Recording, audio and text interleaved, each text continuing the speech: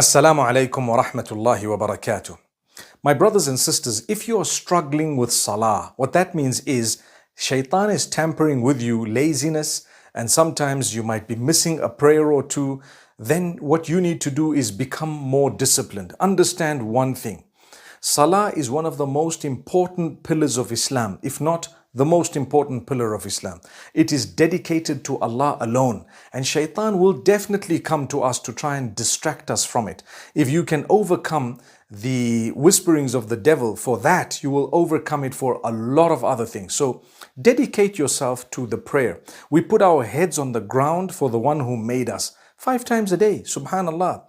He is owed that. He made us and we're going to return to him. You know, when you think about death and you think about where am I going to go, one of the things that should come to your mind is, I'm going to go back to my maker. And you know what? I've worshipped him throughout my life. I've put my head on the ground for him. So I'm very, very happy to go and meet with Allah subhanahu wa ta'ala. My shortcomings, he will forgive. And my ibadah, the good deeds, he will actually accept from me. So your prayer, please be stronger for it.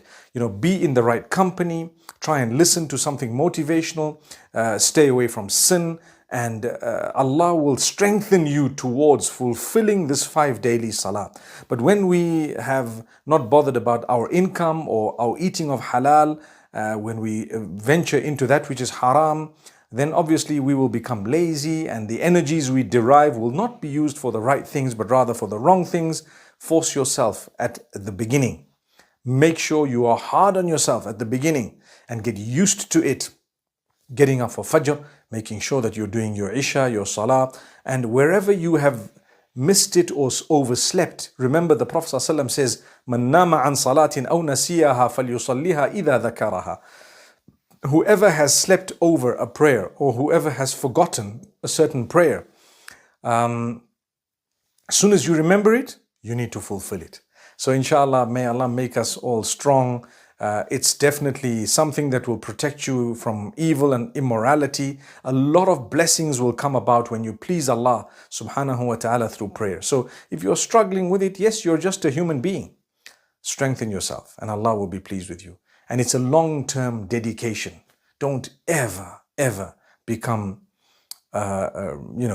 lazy when it comes to your prayer. Be strong. Be very dedicated.